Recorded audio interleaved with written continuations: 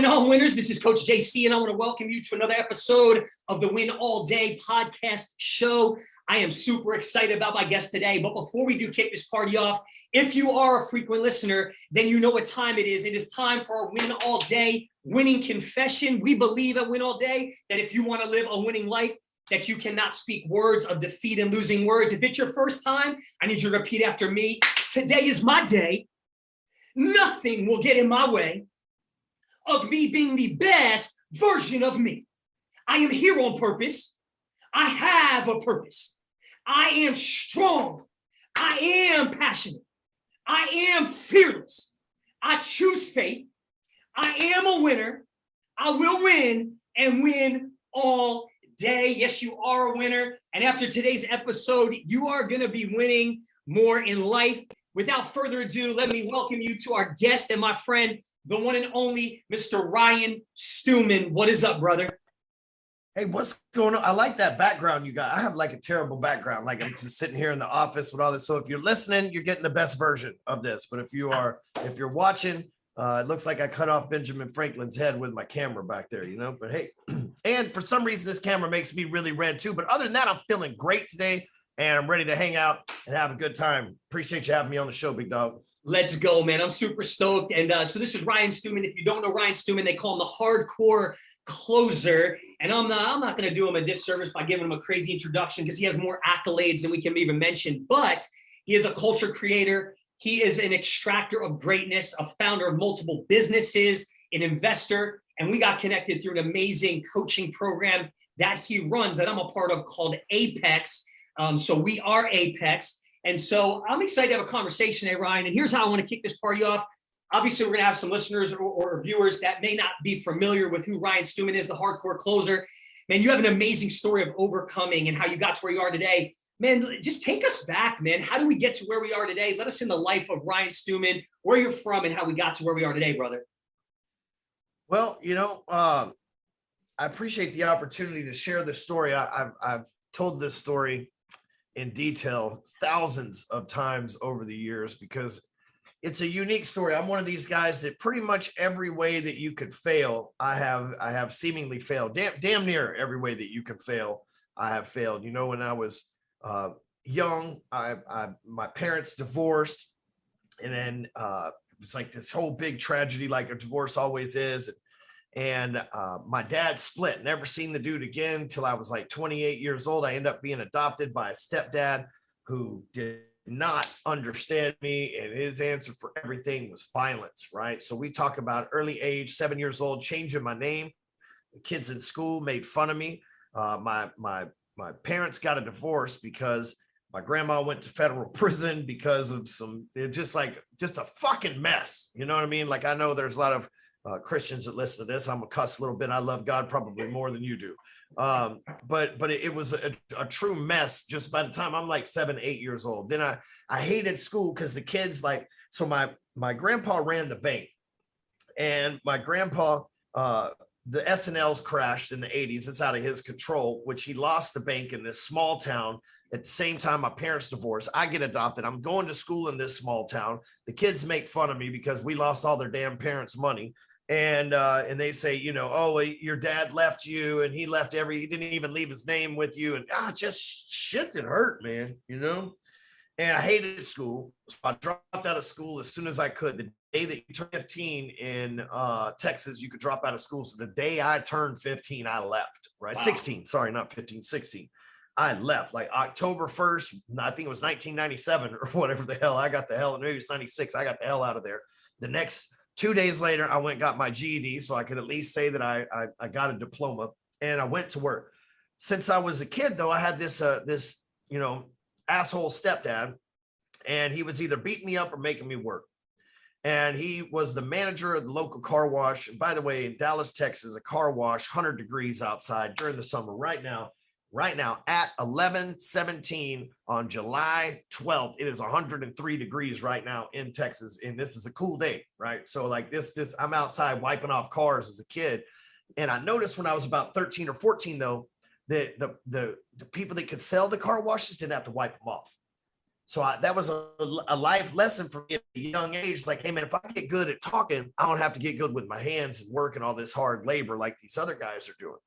So I learned to be a salesperson. A friend of mine gave me some, one of the other managers gave me some Zig Ziglar tapes because he had joined this network marketing company and failed. You know, that's why he was working at a car wash, obviously.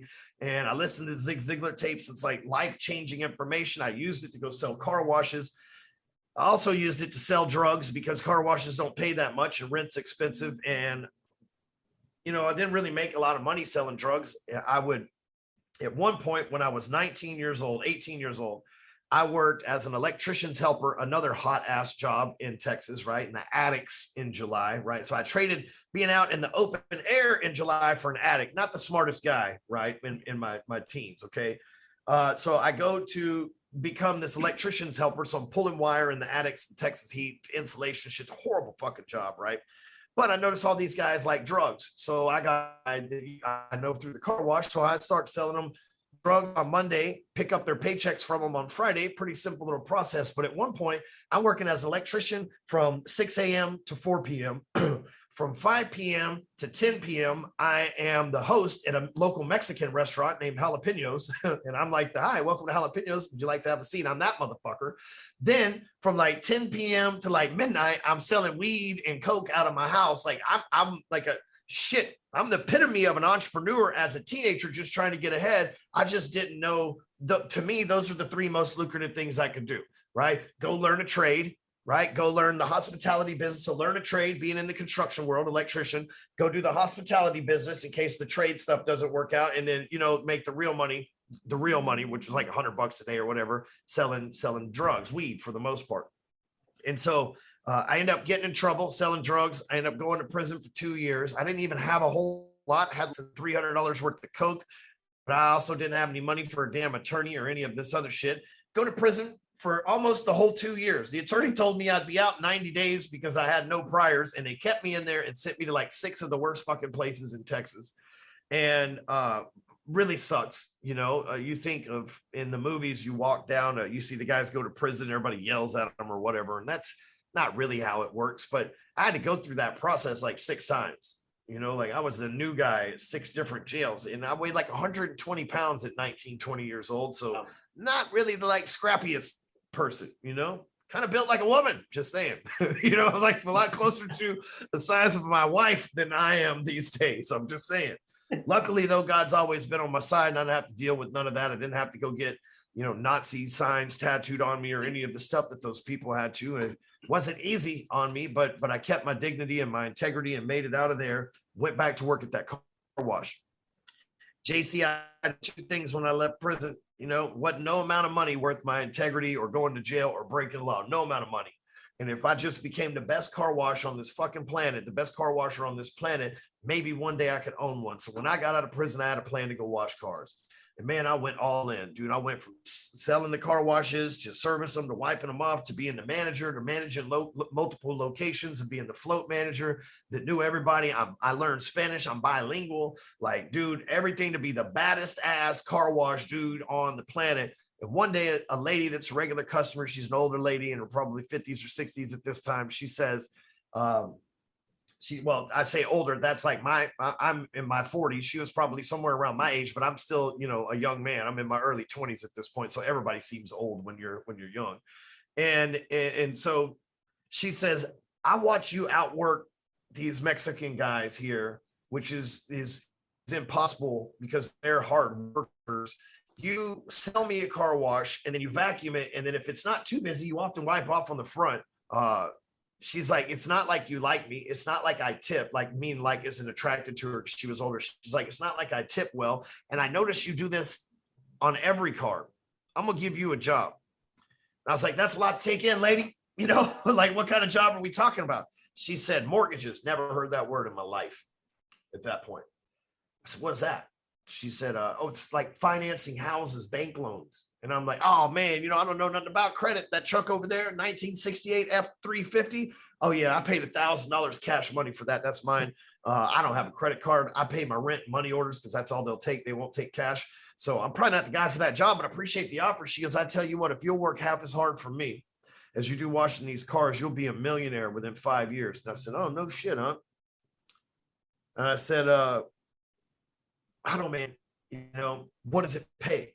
She goes, it's commission only. And I knew commission because I sold car washes and made commission, right?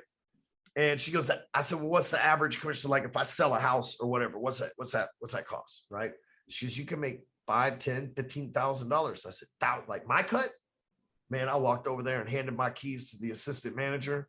Like there's one of those, you show me a check for $70,000, I'll quit my job right fucking now.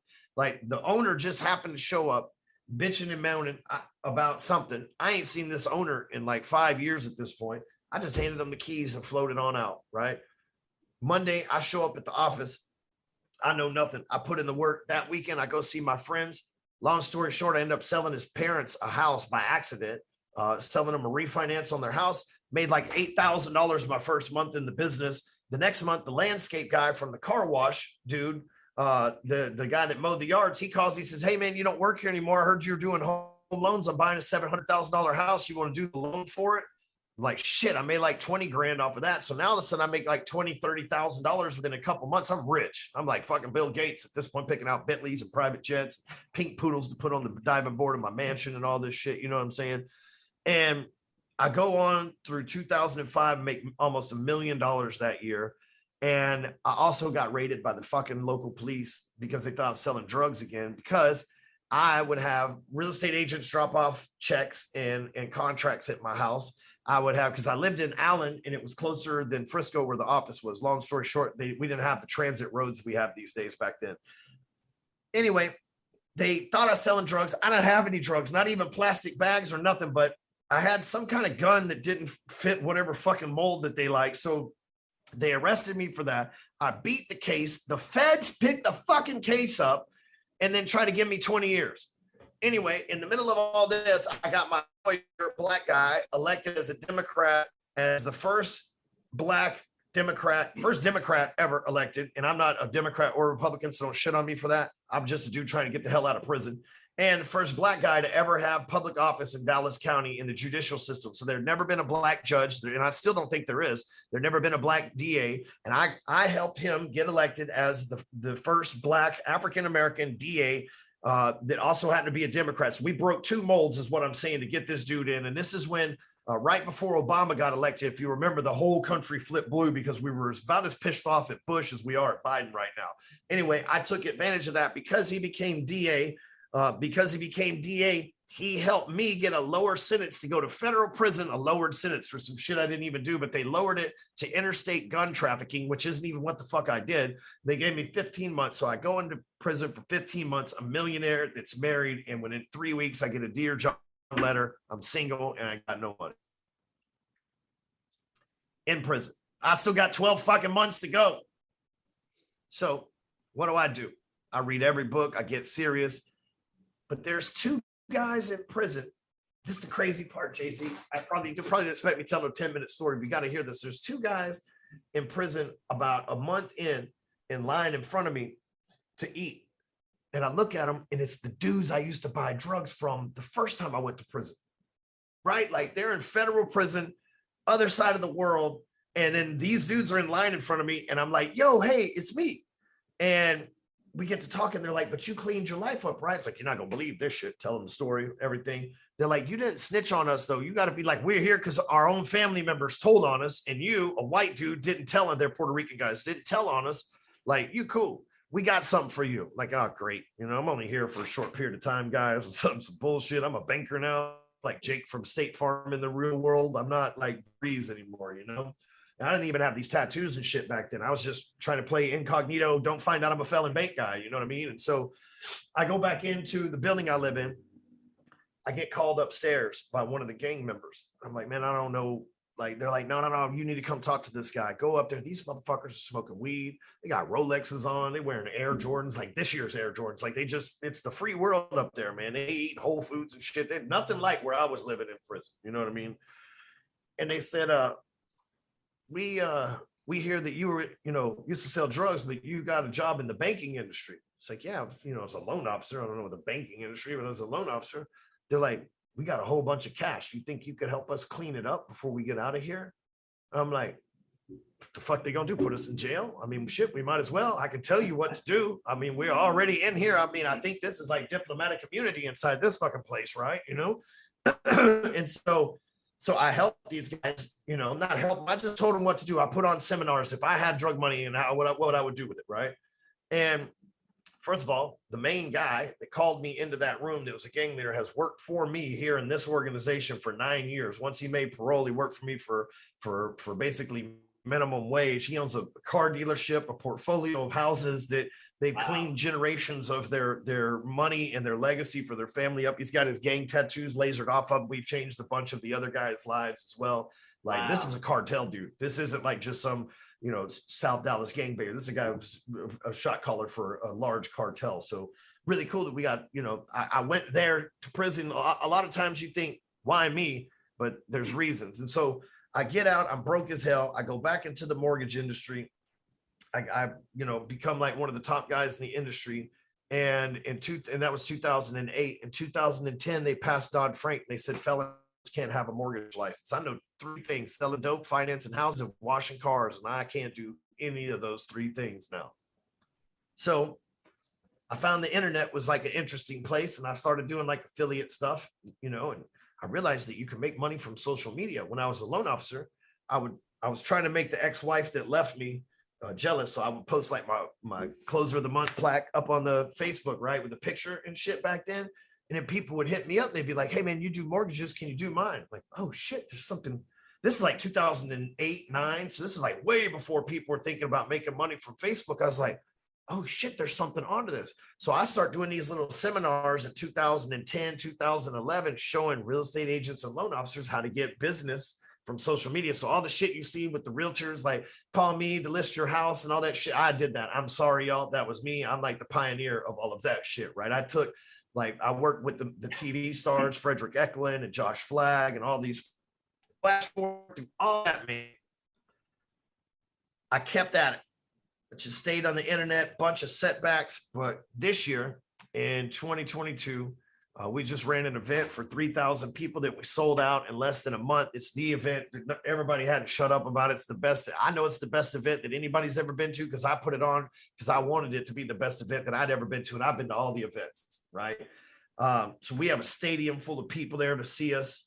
You know, it's just, we built a movement that's over 2,000 people strong. We have a community filled with celebrities and athletes and you know, the plumbers that are successful, electricians that are successful, roofers that are successful, real estate investors. I mean, it's been a wild ride, but I tell you that long ass story because think of all those ups and downs. My family was rich. My parents get divorced. My grandma goes to prison. Now we're poor as hell. I had to change my last name. Now I got this abusive step.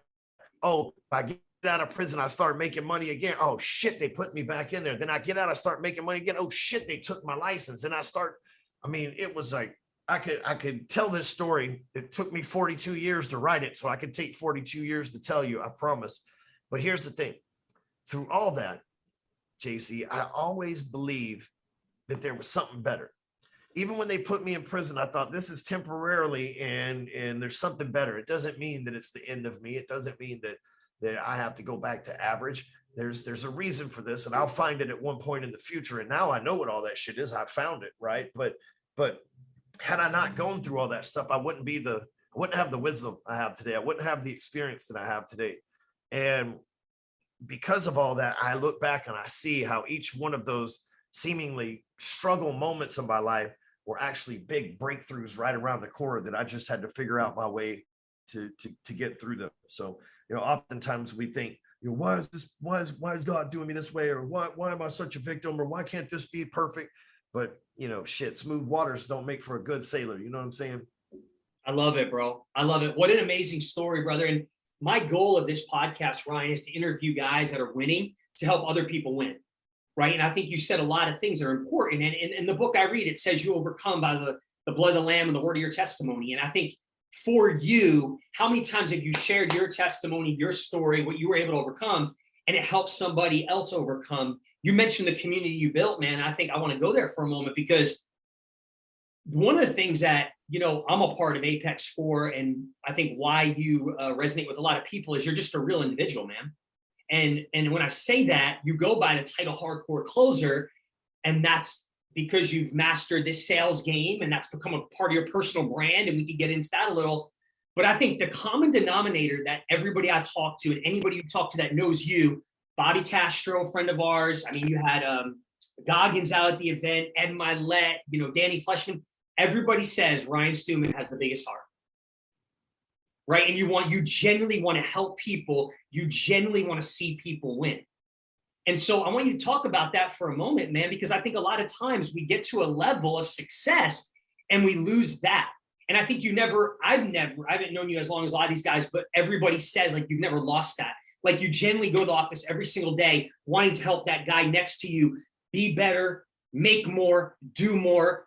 What is that drives Ryan Stewman, the hardcore closer? Forget the business and all that for a second, but that thing that you have right here, that's a heart of compassion, of empathy, and to see people win at such a high level, brother. Because that's why I like you, bro. Just being honest. Well, I appreciate that. And had you not said that, I would have never guessed people would say that about me. I do have a big heart. I'm a big giver. I guess would be probably a more applicable word in my mind anyway. But there's a couple of things and this is going to fuck with some people because it's true. I've been poor and rich and poor and rich and poor again and fuck you money rich. Okay. So like people have no idea how much money I really have. It's a lot more than the public thinks. Okay. And I'm just saying that because I have not had any as well. When I left federal prison in 2008, I had to be one of the poorest sons of bitches on the planet at that point. There had to be kids in Africa that if they saw my situation went, ooh, fuck that guy, right? Like it was bad. And my dumbass didn't care so much that I spent half the money that I had at McDonald's on the way to the halfway house, man. It was just like crazy. Last night, though, side note, I'm at dinner with my wife. We have date night. That's what we do. Next to me sits this lady named Monica. Monica sits down and she looks over at me and she goes, oh shit. And at the same time, I look over at her and I'm like, oh shit. Like we know each other. I haven't seen this lady in probably 10, 15 years, right? But the second day that I got out of federal prison, a lady named Nancy helped me and she introduced me to Monica, who was also looking for a job, and said, if this was back before social media and shit, said, if Monica finds a job, get her phone number because they might hire you too. She, wow. You just knew a buddy that was trying. And so we're sitting there and she goes, I'm still trying to figure my life out. And apparently after fucking prison, you took off. Like you have no idea. But anyway, I just thought like last night of all places. Wow. But here's the thing. Like when I was going through all this, I had to really test, like, not God, because that's stupid. People say, oh, I test God. I had to test myself. A lot of us will say, I'm an abundant thinker. So, oh, I'm an abundant thinker. But the second that you get money, you start being a scarcity thinker, right? I watched so many people make $1 million and then worried that they were going to lose it and let the shit dwindle away because they stopped going and making it, right? That's a scarcity mindset. That means they're scared that they're going to lose something, right? And scarcity, scared, fear, all that shit comes together. Anxiety, all these. Like I had a friend one time, he bought a Lamborghini, he doesn't even like cars. He got pissed off because he didn't know how to drive it. And he let the fucking car be devalued and ultimately rot in his garage. And all he bought the car for was to show off for people. You know what I mean? Like these are the struggles these fucking people with money make. And so for me, I know that I don't want those struggles. So the cure to that's to be an abundant thinker, right? And the precursor to abundance is gratitude. So if I'm just grateful for what I have while in pursuit of what's next, I'm not it's not the end of what I have. If I'm just super grateful for what I have while I'm in pursuit of what I want, right? Because I'm always want more because that's just how I am. The only way that that's going to work is if I'm truly an abundant thinker. And if I'm truly an abundant thinker, that means that I have to be able to give because I believe I'm going to receive. Right now, think about this. I'm a guy who's given away my total fucking net worth against my own will. I have a person I've given away through 3 divorces and I've given away through 2 incarcerations. When I got incarcerated the second time, I gave up millions of fucking dollars. Okay. So I know what it's like to give it all, even against your will, to give it all away and to get it back even bigger. So when I got out of prison, I gave money to church. I didn't have much money to give, so I gave them a couple bucks, right? When I got my first job, the first thing I did with my paycheck is I gave money back to church, right? Money to God. I kept that process over the years. I kept investing my money over the years. I've hired people for more money than they pay, because the truth is, if you're a true abundant believer, you believe you're going to get it back no matter how you spend it, lose it. And I would rather intentionally spend it, invest it, than lose it, right? And what I'm saying, intentionally spend it, would be building a company. Intentionally investing it might be hiring somebody to come in and be a part of that company. And for me, I care, because here's the big overall picture to answer your question is, that lady that rescued me from the car wash, her name was Monica Hubbard. She passed away a few years ago. Her name was Monica Hubbard. And I want to be Monica's, I want to, nobody was going to, Ryan was going to rot at that car wash because that owner was never going to give me no equity, JC. I was fucked. I was just another Mexican, man. You know what I mean? Like back then, a lot of them were illegal. I was just another illegal Mexican working there. I just wasn't the same skin color as them, but he wasn't thinking no different of me or anything else, no matter how much harder I worked or the effort I put in. I'm just another dude making $10 an hour. And rescued me and opened my mind to what was possible. And this life that I live now wouldn't be even remotely possible had she not rescued me. So I want to be the guy that rescues people. I want to be the person that invests in their company that blows up, that believed in them. I want to be the person that was there to mentor them, and they go on to hire hundreds of people and change families' lives and stuff. And so, people say it's a heart or a generosity deal, but really it's an abundance thing, Like I still give, like I just, yesterday we were doing our accounting stuff for June. And as of June, I don't take a salary with Apex, as you know, or with that company.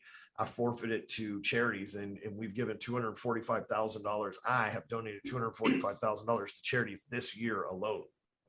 I love it. I bet you that's more than probably if you added up every fucking member of Congress in the White House right now. I bet you that's pretty close to what their fucking total is. I bet you're right. They usually donate $5 to $7 grand each. I bet if you added all those bastards together, they're pretty fucking close to what my self total is. Hey, you know what's cool, man? I think what you just said is a great way to sum that up, because you've rescued a lot of people, man. I don't know if you know this. There's a guy in Apex. I think he's your first ever client in Apex, Jose. And me and Jose went to high school together in Long Branch, New Jersey, on the Jersey Shore. Wow. And so we're homies from back in the day. We graduated in '99 as brothers. And so one of the things, I'm in coaching. I help people win. And somebody, I was talking to a friend, a colleague of ours, and he said, you got to get with Ryan in Apex. I didn't know much about you at that point. He said, man, Ryan's built a community of people where he's still the leader, but this group and this community is like on fire. And it's probably the number one community where people are just winning. And so I'm looking at a model on how can I take mine to the next level. And a colleague of ours that's very, big in the internet world said, Ryan's the one to model. You got to get a hold of him. I got on a call with Zach, and then he threw out Jose's name, and I contacted Jose, and Jose's like, Ryan saved my life. Ryan changed my entire life. And so Jose Rodriguez, 99, we graduated high school, and he said exactly what you just said about almost rescuing him, right? And helping him become who he came today, with known as the credit dude. Just as you built a personal brand in Hardcore Closer, he built now a personal brand that's probably the top in the credit world. And so you are a rescuer, man. And talk to me about this for a second, brother. How, like the Apex community, give us just like your vision behind, because obviously you have to start with Ryan, the coach, coaching people. What did you do? Obviously, you're not going to tell us every single thing, but what did you do to create such a strong culture in a community where this is hard to do? You get high performers together, right? Guys that are making a lot of money. There's no competition. Like there's nobody threatened in Apex, where you join other communities and people are like, whoa, I can't say that. Somebody might steal my idea. This is the most giving community in the entire world, where everybody genuinely wants to help people win. They'll jump on calls with you. They'll give you a shirt off their back. Like, how did you, was that orchestrated from the beginning, or did it organically happen? Like, let us in that mindset of that culture, brother, because it's a game changer.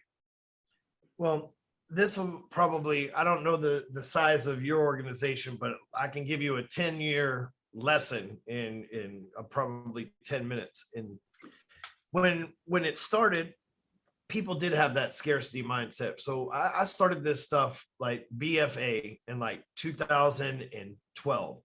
And originally I was behind the scenes, and I did one with Josh Flagg from $1 Million Listing. And I was the behind the scenes person that built the websites and marketed it. He was the face of it.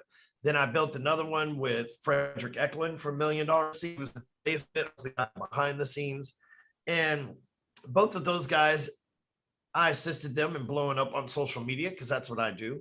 And they insisted that it was themselves in the TV show, which the numbers haven't been the same since. I'm not shitting on them. I'm just saying numbers don't lie. And they're still on TV. They're great guys. They're the best. They're some of the best real estate agents I have ever seen. They know their stuff inside and out, but I know social media inside and out at that time, right?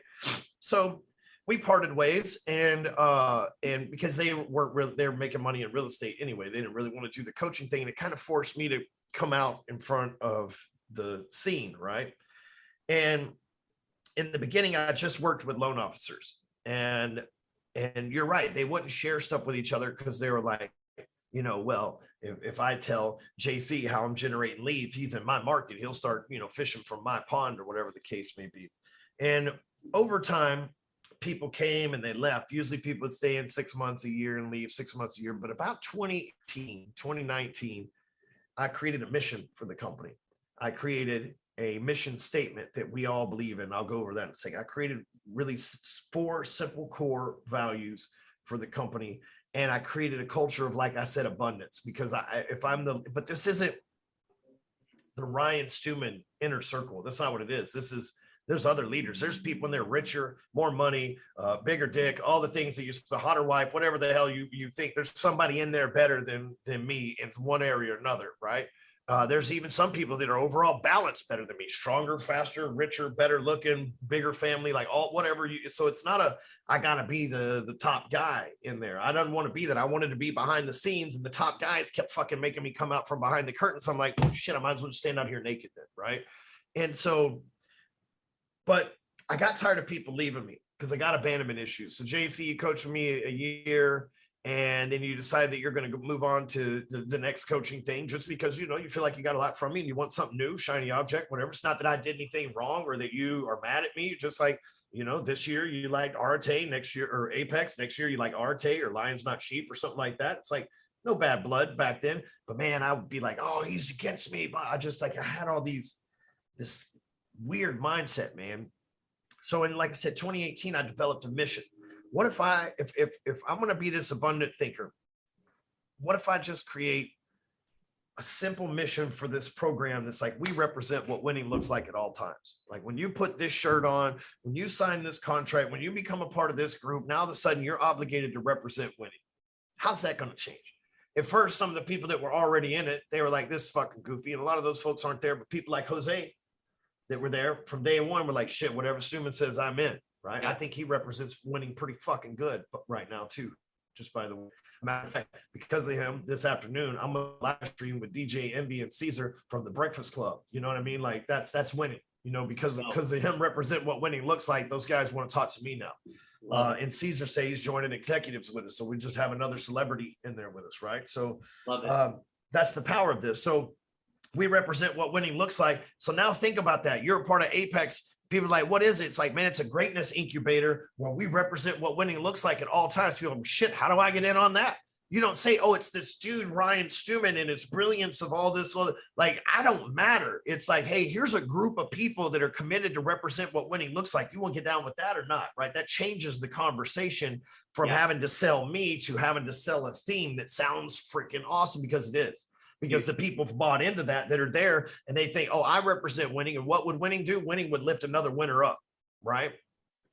And winners are givers. Winners are people that have abundant minds. Winner that like, that's it. Then I created these 4 core values that we abide by in my companies. And I could literally yell out the door here, and the guys will yell it back in. Right. Like, we've seen it before. You've done it from stage all the time. Yeah, all the time. And it's, we make no excuses. We do what we say we're going to do when we say we're going to do it. We go above and beyond, and we do the work. So those four things, we do the work, is a work ethic. That's a personal work ethic, taking pride, making sure that what needs to get done gets done. We make no excuses. Doesn't mean we don't make mistakes. It just means that we have extreme accountability and everything rises and falls on us. Thomas and I we had a disagreement last week because that's just part of working together. And we're in here hammering out the details prior to getting on this podcast. He's my COO. And probably the funniest part of the conversation is both of us taking ownership in our part of the issue. You know what I mean? Where most companies are like, you did this, you did that. Whereas I'm like, well, look, I'll own this. Well, actually, technically that should have been like most companies aren't like that. Right.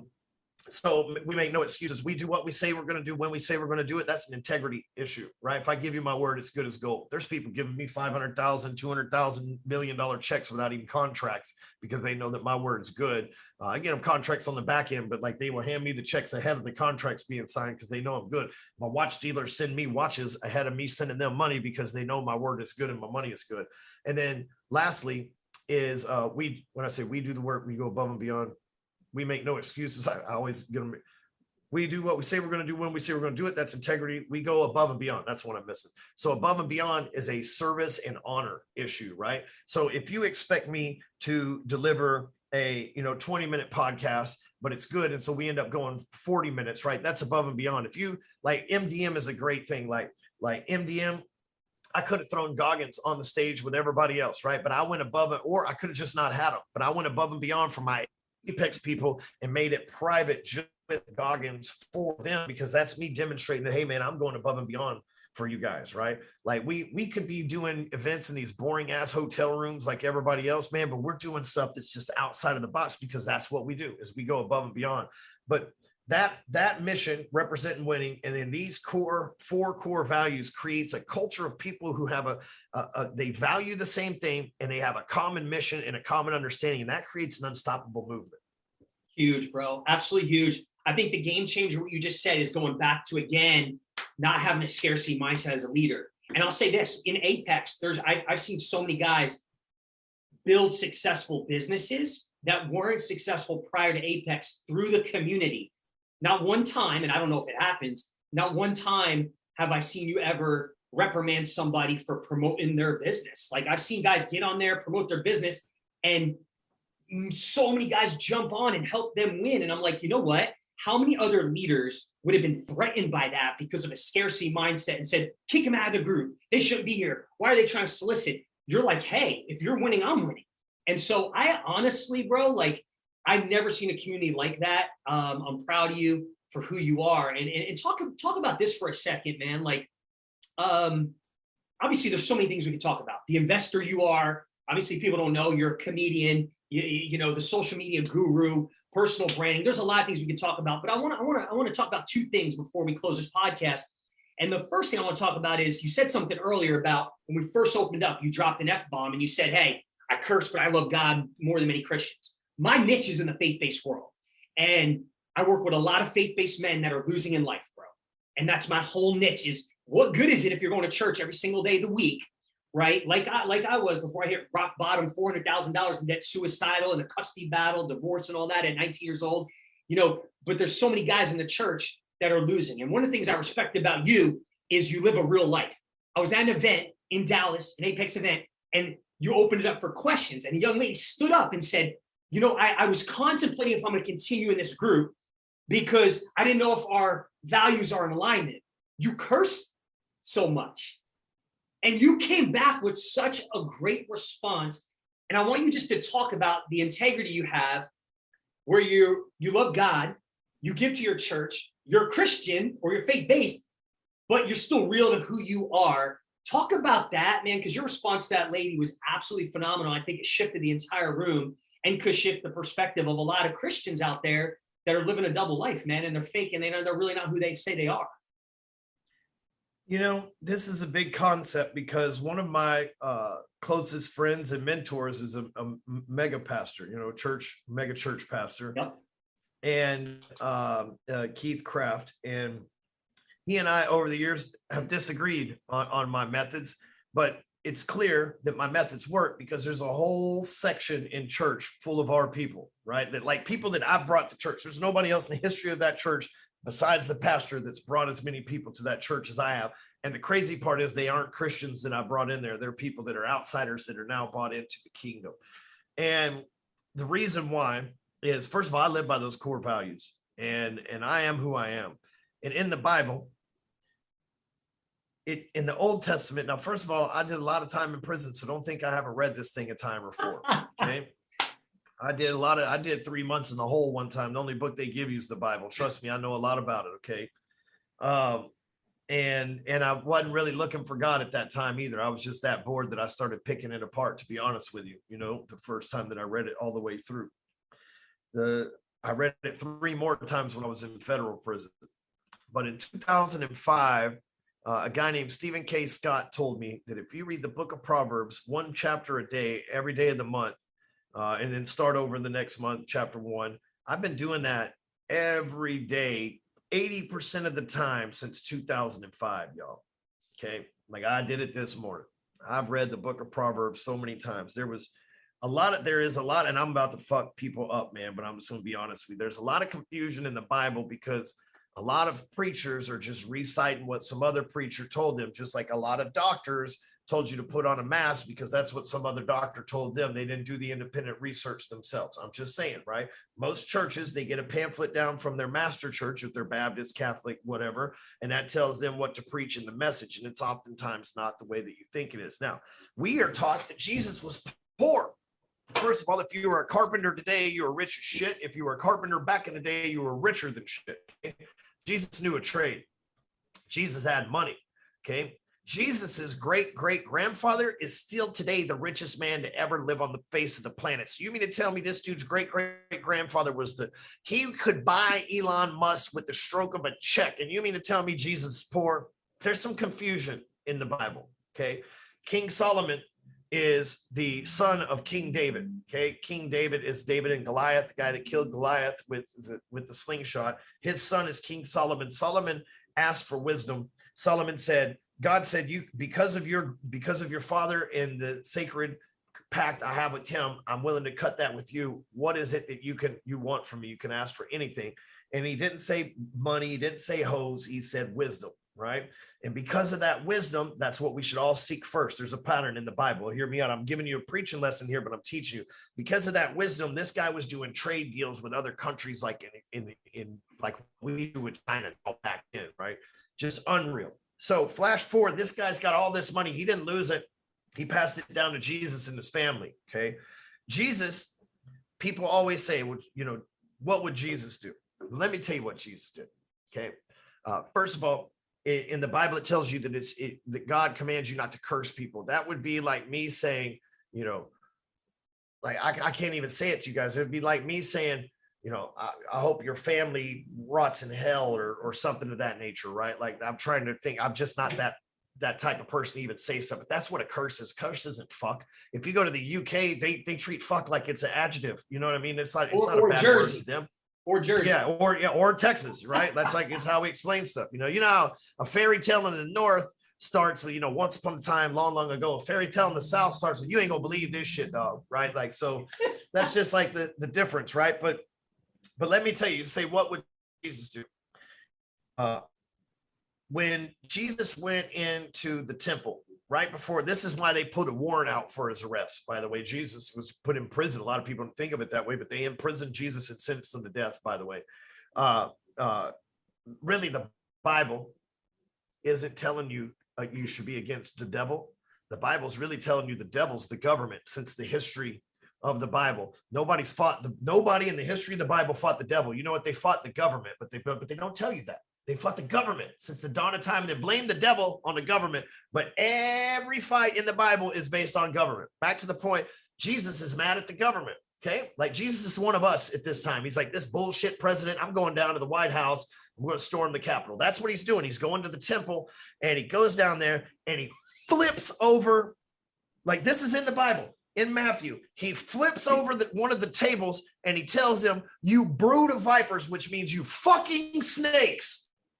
That's what he tells them. See, we don't talk like Shakespeare anymore, right? And so you're going to say that if Shakespeare says some stuff, it's cussing? No, no, no. Shakespeare articulated things with a different type of slang. So did Jesus. Jesus flipped that table over and he goes, you brood of vipers, which if you were to translate that today, he flipped that. You flip the table. You snakes. You think he was this nice guy? Hell no. Jesus was ripped. He was a carpenter. And he flipped that table over and goes, listen, you fucking snakes. You're ripping off my fucking people in the name of my Father.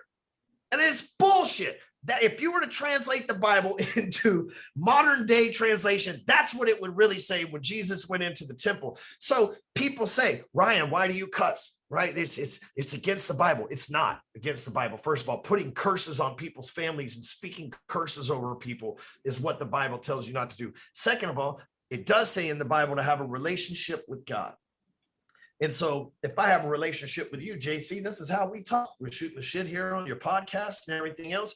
So when I pray, that's how I pray, is if God's sitting in the passenger seat of my truck and we're having a conversation as if he's my friend, because that's what a personal relationship is to me.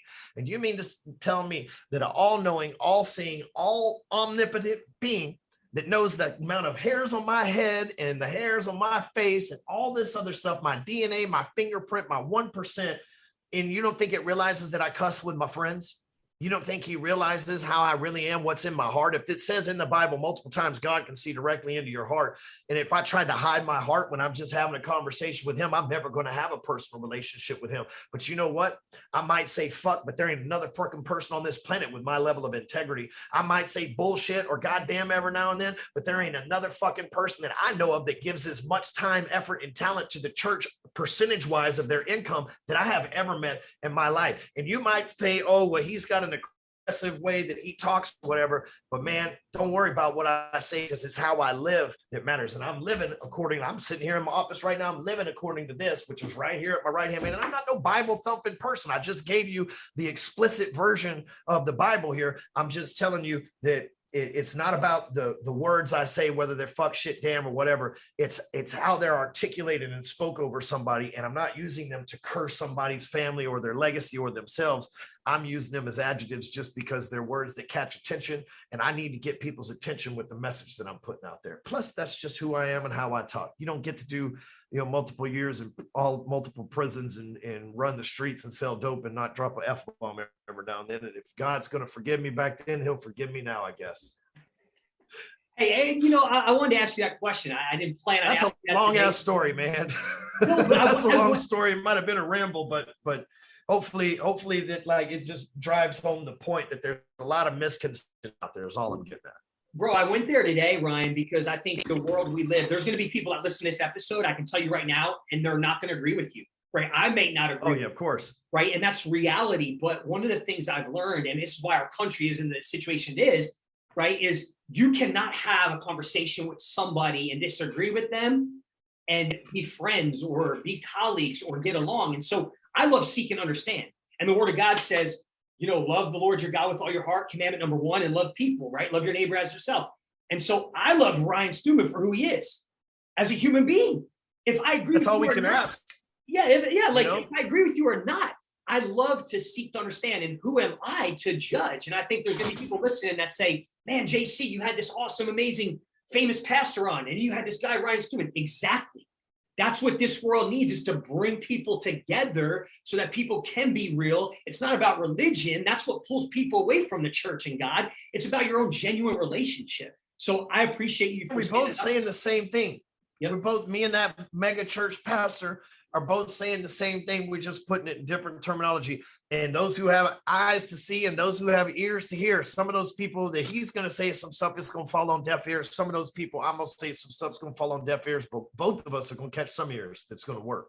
And that's all that matters. All day, man. I'm grateful for the right sheep will show up when the whistle's blown. 100%. And you're changing a lot of lives, bro. So let's do this. I know your time's valuable. I want to end the show on this. I always ask every guest, and I'm going to preface this for you because I already know what it is. One of the things that was super attractive to me was a code you live by, because I have a code I live by. I don't call it the code. We've had in our programs for years. It's called the Winning 5. And I ask people this question, every guest: what does Ryan Stewman do every single day to set himself up to win, right? And so I would love for you to talk a little about the code and end on this note of, why you created it, how it was instrumental in your own personal life, So you weren't just one dimensional as a businessman. And then so many people have adopted this now to radically change their life. I think it's the greatest way to end the show, man.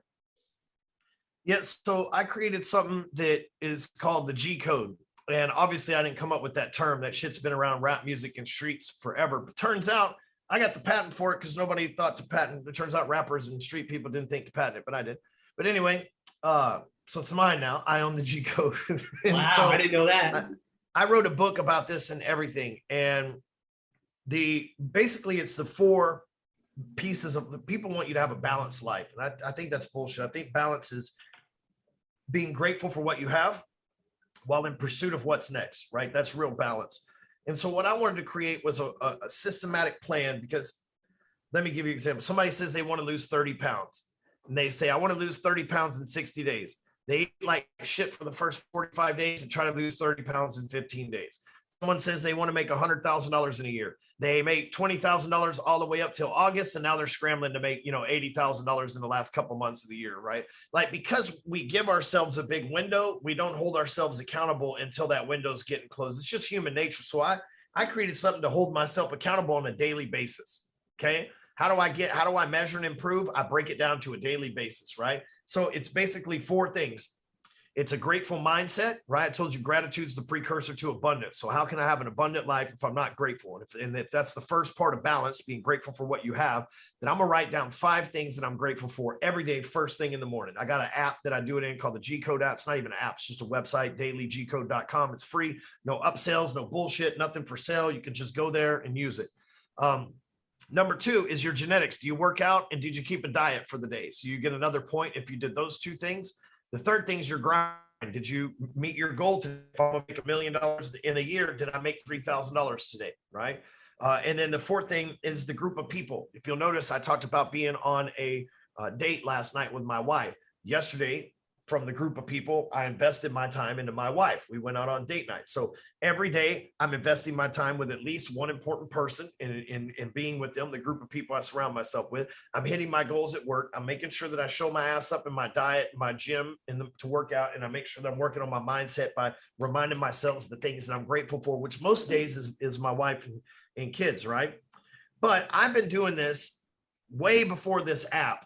But just on this app, at a maximum of 4 points a day, I have 3,628 points. So you want to talk about the king of consistency? I'm wearing the belt over here, and I did it for years before that. Now, if you go back, this started in about 2017, right? If you just not even pre-2017 run, if you just started watching my journey of how the G code stands for the code to greatness, how my life has got greater and greater and greater, and then created greatness, then extracted greatness from people, then created a movement and a culture of greatness. Now there's tens of thousands of people that log in and do this, that have thousands of points every day. It's crazy. Like that we have a whole group and a whole movement behind this thing, because it gives you 4 simple goals to check off every day. And at the end of the day, did you do the work or not? Because there's the points. Bro, I love it, man. I love it. We're talking about compounding interest. We're talking about putting the reps in. This is what we talk about in our program, stacking wins. Winning's built on winning. You talk about how many people never get what they want because they don't live by a code. They don't have values. They don't do the small, simple, disciplined things over and over. We talked about core values today. We talked about mission statements. Man, Ryan, I'm grateful for you, bro. Let's do this. Again, man, I want to respect your time. Is there any last minute things that you want to say that we didn't get in today? I always like to give a guest that opportunity. To the person listening to right now, is there anything that you want to end the show with? I want to make sure you get in what you need to say, brother. Man, luckily I've been able to talk about myself and stuff a lot throughout the show. So if there was anything I would recommend, it would be to go to Amazon and for $6 grab my G code book, and then go to the website, download that process and use that to change your life. For literally for $6 and a free website, you can overhaul and change your life and give you a focus in a direction that you thought was man, if I just took you next door and showed the guys that work for me, if I showed you what they looked like 3 years ago and how they thought, you would just, it's an amazing thing that we've got here. So I can't encourage you enough to go and get that book from Amazon, G Code, and then go to dailygcode.com and start tracking that process. So I appreciate you having me on here, JC. All day, man. Thanks for all you do, brother. Much love. And go get all his books. You have amazing sales books and social media books. And then how do they get involved in Apex? If they're, obviously, we don't accept everybody, right? But if they're a good fit, what's the best way to get involved with a community like Apex? It's application only, so you can go to jointheapex.com and read all about it and go through the application process. So appreciate that plug there, buddy. Love it, bro. All right, guys. Hey, man, that concludes our show in this episode with Ryan Stewman, the hardcore closer. This is Coach JC. I want to remind you one last time, until next time, that you were born a winner. So go win and win all day. We'll get at you next time.